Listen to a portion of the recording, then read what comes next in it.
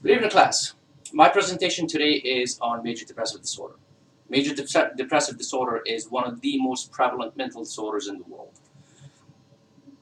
I personally have come across a lot of individuals in my professional life, both as a military individual and as a federal agent, where I've seen signs and indications of people going through some level of depression. Obviously, I was not in a professional setting. Um, my understanding of major depressive disorder or any depression um, is that it is very prevalent in today's society because we are an individualistic society as opposed to collective societies. I believe my personal understanding of the two different cultural lifestyles is that individuals living in a collective society, they have more others get involved, more interaction, and hence there's less chances of becoming um, depressed, as opposed to being in an individualistic society where you're left on your own. And should you happen to become depressed, then you fall deeper into depression because there's not much involvement of friends, family, and those people around you. Um, According to Mayo Clinic, major depressive disorder cases were reported at least 20 million cases last year alone in the US. That by itself signifies that it's a major concern and a major illness. Furthermore, I believe major depressive disorder affects women at a much higher rate than it does men. In fact, it's more than double the numbers. Um, Major depressive disorder diagnostic criteria is through observation, communication, and case analysis. Um, According to DSM-5, major depressive disorder involves change in life functioning or one's lifestyle. That includes one of the following for at least 2 weeks or longer, and each episode would be at least for full days. So the first two that involves in order to be properly diagnosed with major depressive disorder, according to DSM-5, are feeling depressed or feeling sad, or having lost interest in normal activities in life.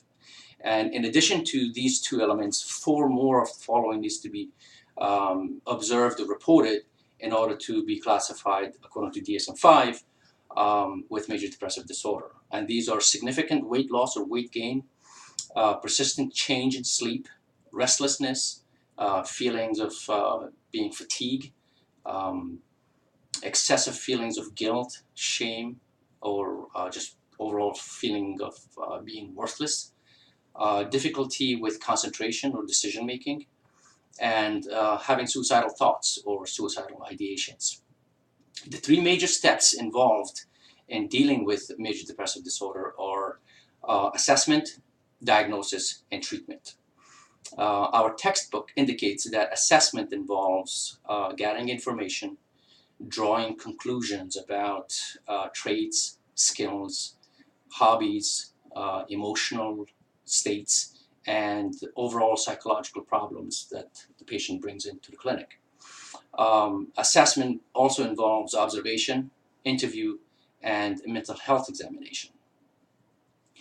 Diagnosis is for major depressive disorder is quite difficult to make because a major depression can manifest itself in so many different forms, such as individual becoming withdrawn from the social, his or her social environment, or they may become easily irritable or easily agitated at minor things that normally it wouldn't affect them. Sleeping and eating patterns will change to the point that they will either eat in excess or not eat at all or sleep.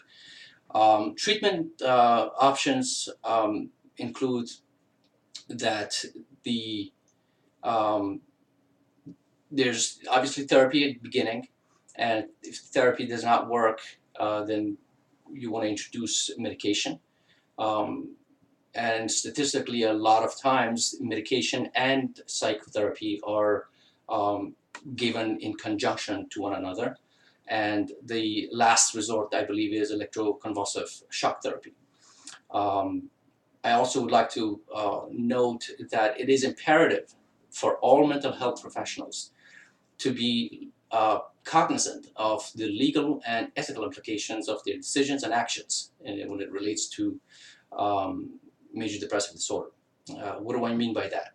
If obviously there is the element of patient-client therapist confidentiality, um, but should there be a point where the therapist feels that there's a, a, a feeling or inclination that the client might pose danger to himself or others, then proper notification must be made to other professionals, such as law enforcement or even the medical profession, where attention is brought and the individual is taken into hospital for inpatient mental health care. Um, I believe all mental health disorders need to be taken very seriously. Um, I believe that major depressive disorder is a real illness, a real mental problem.